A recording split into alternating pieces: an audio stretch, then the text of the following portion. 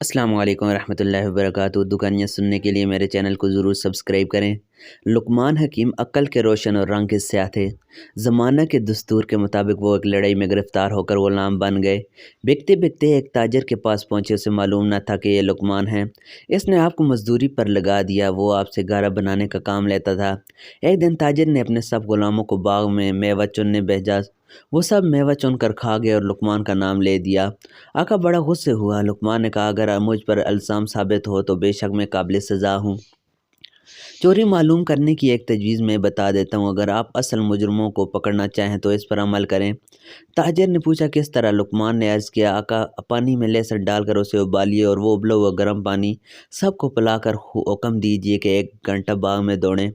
اس طرح کہ آئے گی اور جو کچھ کسی نے کھایا ہوگا زہر ہو جائے گا۔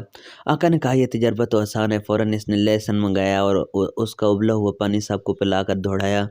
جبکہ یہ کرنے لگے تو سوائے لقمان کے سب کے پیٹ سے میوہ نکلا۔ آقا نے سب غلاموں کو سزا دی اور لقمان سے معافی مانگتے ہوئے کہا کہ میں نے نہ سمجھی سے جو آپ کو نہ پہچانا، وہ میری خطا تھی، اسے معاف کر دیجیے۔ آئندہ گھر کا سب انتظام آپ کے سپرد ہیں، آپ سیاہ و سفید جو چاہیں کریں، میں کچھ دخل نہ دوں گا۔ جس طرح لقمان کی حکمت سے چوری چھپے پیٹ میں ڈالا ہوا میوہ زہر ہو گیا، اس طرح روز جزا سب کا حلال و حرام کھایا اور کمایا زہر ہو جائے گا۔